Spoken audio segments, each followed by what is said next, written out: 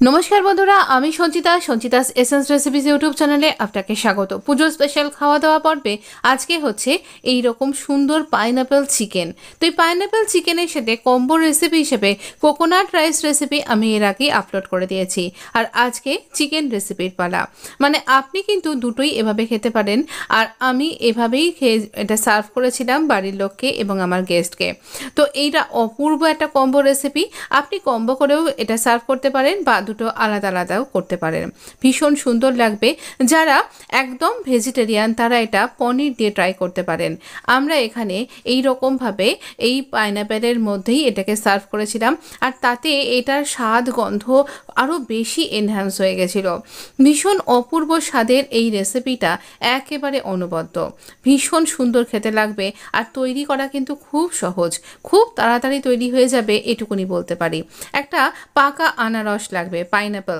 তো এই পাইনঅ্যাপলটাকে আমরা এখানে কি করব, আমরা এখানে এটাকে ভালো করে ধুয়ে নিয়েছি। ধুয়ে নিয়ে আমরা এটার মধ্যেই যেহেতু সার্ভ করব, তাই এর এই মাথার অংশটা মানে এর এই ক্যাপটাকে আমরা ভাঙবো না, আমরা এটাকে মাঝখান থেকে কাট করব। ভীষণ পাকা আর ভীষণ সুন্দর গন্ধ বেরোচ্ছে এটা থেকে, আর ভীষণ রসালো পর্যন্ত। এইভাবে মাঝখান থেকে কাট করছি। এই রকমভাবে কাট করার পর পুরোটা না এরকমভাবে প্রথমে চিড়ে দিইনি। এটা কাট করার পর এত সুন্দর দেখতে লাগছে, দেখুন আমার মেয়ে না ফোনটা নিয়ে চলে এসছে, ওর ফোনেও একটা ফটো তুলবে বলে। মানে বাচ্চাদের এই পাগলামিগুলো কি আর বলবো বলুন, ওদের জন্যই তো এত কিছু রেসিপি তৈরি করা।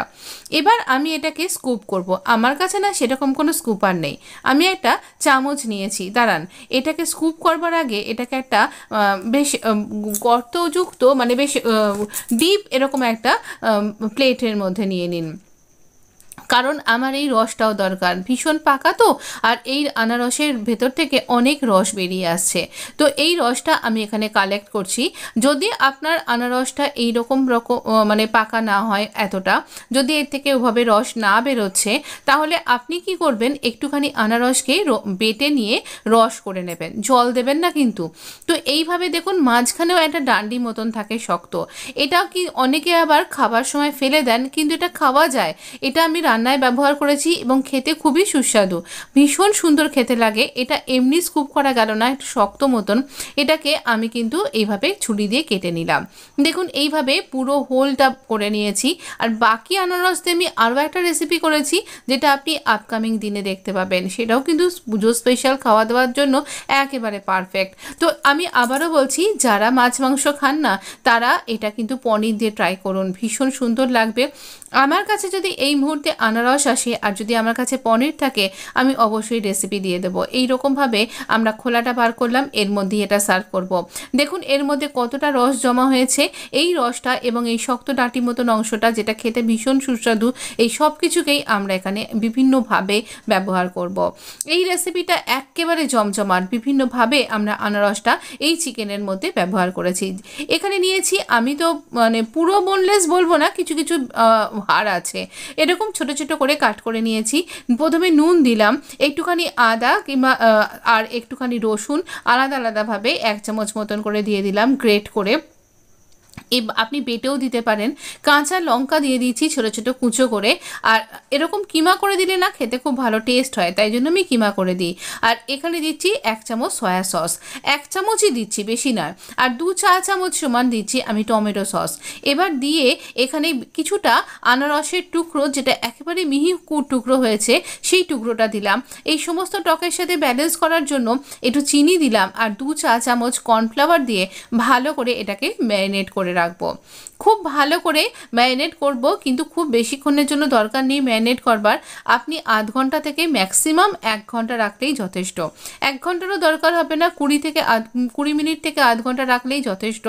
এটা যখন ম্যারিনেট করছিলাম তেলটা গরম করতেই দিয়েছিলাম, তো এটা তেলটা মানে আমি খুব একটা ম্যারিনেট করবার টাইম পাইনি, সেজন্যই বললাম। তাতে করেও চিকেনটা ভীষণ জুসি আর সমস্ত মশলা ঢুকে গেছিলো।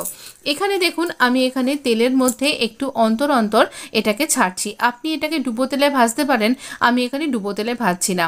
তো এরকমভাবে আমরা এখানে 4 চামচ তেল দিয়েছিলাম, আর এতেই আমি পুরো রান্নাটা কমপ্লিট করেছি। এইখানে এইভাবে যখন ভাজবো যখন আমরা, তখন ফ্লেমটা আমাদের হাই রাখবো, এবং আমি এখানে চিকেনগুলোকে একটু উল্টে পাল্টে দিচ্ছি। একটা দিক হয়ে যাবার পর আবার আমরা আরেকটা দিককে টার্ন করে নিচ্ছি। এই রকম রং ধরা পর্যন্ত চিকেনটাকে ভাজবো, এতে করেই চিকেনটা খুব ভালোভাবে সেদ্ধও হয়ে যাবে। আর চিকেনটা এমনি ম্যারিনেট করেছিল বলে ওই আনারসের রসে খুব তাড়াতাড়ি কিন্তু চিকেন ম্যারিনেট হয়ে যায়। তার সাথে আরও অনেক রকমের সস দিয়েছি, তাই চিকেন খুব তাড়াতাড়ি নরম হয়ে গেছে। আমি যখন মাখছিলাম, পাইনাপেলের মধ্যে ফ্লেভারটা যাতে খুব ভালোভাবে এনহ্যান্স হয়ে আসে, তাই প্রথমে ম্যারিনেশনের সময় আমি দিয়েছি, তারপরে আরও দুবারভাবে দিয়েছি। আর আরও ভালোভাবে যদি দেওয়ার গন্ধটা আরও এনহ্যান্স হবার জন্য আমি পাইনাপেলের একেবারে ওইভাবেই প্লেট করে পাইনাপেলের মধ্যেই সার্ভ করেছিলাম। দেখুন, আমি তেলটাকে একটু ঝরিয়ে নিয়ে চিকেনগুলোকে তুলে নিচ্ছি। এবার বাকি চিকেনটা দেব, মানে একটা ব্যাচের মধ্যে সবকটা হয়নি, তাই জন্য এরকম কয়েকটা ব্যাচে করেছি। আমার এখানে চিকেন ছিল 450 গ্রাম মতন, তো এই চিকেনটাকে বা 500 হতে পারে, অতটা খেয়াল নেই। এইভাবে আমরা আবারও আরেকটা ব্যাচকে ভেজে নেব। এই রকম করে যখন ভাজবেন তখন ফ্লেমটা হাই রাখবেন। একটু ম্যারিনেটেড যে আনারসের টুকরোগুলো ছিল আর যে সসটা তৈরি হয়ে রয়েছে, সেটা আমরা কিন্তু ব্যবহার করব রান্নায়, ওটা ফেলে দেবেন না। আমি এই রান্নাটার মধ্যে কোনো কাঁচা ডিম দিইনি। কাঁচা ডিম দিলে পারে একটা আঁশটানি গন্ধ আসে, সেইটা না তখন দেওয়া যায় না ম্যারিনেশনের সময়, পরে আর ব্যবহার করা যায় না। কিন্তু এখানে সব ক্ষেত্রেই আমি আনারসের গন্ধটা যাতে খুব ভালোভাবে এনহ্যান্স হয়ে আসে, সেই ব্যবস্থাটা সম্পূর্ণভাবে করেছি। এই রান্নাটা যখন আমরা খেয়েছি, মানে এই রেসিপি যখন আমরা ট্রাই করেছি, এত অপূর্ব আনারসের গন্ধ মিলেমিশে একাকার হয়ে গেছিল। আর কোকোনাট রাইসের সাথে সার্ভ করেছিলাম, দুটো মেলবন্ধন ছিল একেবারে অপূর্ব। তবে আমার মনে হয় আপনি ফ্রাইড রাইসের সাথেও কিন্তু খুব সুন্দরভাবে সার্ভ করতে পারবেন। আমরা একটুখানি কাঁচা লঙ্কা কুচি, তারপরে দিয়ে দিলাম এইরকমভাবে বড় বড় টুকরো করে কাটা পেঁয়াজ আর বড় বড় টুকরো করে কাটা ক্যাপসিকাম। আমি শুধুমাত্র গ্রিন ক্যাপসিকামই এখানে ব্যবহার করেছি, আর আধখানা একটা ছোটো সাইজের ক্যাপসিকামের আধখানা ব্যবহার করেছি। এবার খুব ভালো করে নাড়াচাড়া করবেন। এখানে ক্যাপসিকামের আর এটা একটুখানি যখন নরম হয়ে যাবে পেঁয়াজ ক্যাপসিকাম, একটু নুন দিয়ে দেব, স্বাদ অনুযায়ী নুন দিচ্ছি। আর ওই ম্যারিনেট করা যে মশলাটা ছিল সেটা এখানে দিয়ে দিয়েছি। মানে এর মধ্যে অনেকটা আনারস আছে, আর আনারসের জুস আর সসগুলোও রয়েছে, তাই এটা আরও বেশি এর মধ্যে এনহ্যান্স করবে এই সমস্ত টেস্টটাকে, তাই দিয়ে দিলাম। এবার আরও খানিকটা ফ্রেশ আনারস দিলাম। এটা যখন মুখে পড়বে অনবদ্য খেতে লাগছিল। এটা এর সাথে দিয়ে দিচ্ছি ওই 1 কাপ পরিমাণ মতন এখানে আনারসের রস, এটাও আমরা এখানে অ্যাড করব, তবেই এটা খেতে আরও বেশি সুন্দর লাগবে। এবার ওই ফ্রাইড চিকেনটা দিয়ে দিলাম, যেটা আমরা একটু আগেই ভেজে তুলে রেখেছিলাম। এই সমস্ত চিকেনের সাথে সব কিছুকে মিলিয়ে মিশিয়ে যখন এটাকে রান্না করছি না, সারা বাড়ি আনারসের গন্ধে ম ম করছিল, ভীষণ সুন্দর। এটা কর্নফ্লাওয়ারের স্ল্যারি, কিন্তু তার সাথে 1 চা চামচেরও কম আর কি আমি এখানে টমেটো সস দিয়ে দিয়েছি। একটুখানি জল দিলাম, আনারসের রসটা একদম শেষে অ্যাড করলাম। এই সব কিছুকে একটুখানি আমরা হাই ফ্লেমে একটু ঝোলটাকে একটুখানি কমিয়ে নেব। একটুখানি ড্রাই ড্রাই টাইপের হবে, অথচ একটুখানি রসালাও থাকবে। আমাদের রান্না কিন্তু রেডি, দেখুন এই রকম দেখতে লাগছে। এবারে আমরা এটাকে সার্ভ করব। আমি তো সার্ভ করেছি এইরকমভাবেই, এটাকেই প্লেট বানিয়ে নিয়েছি।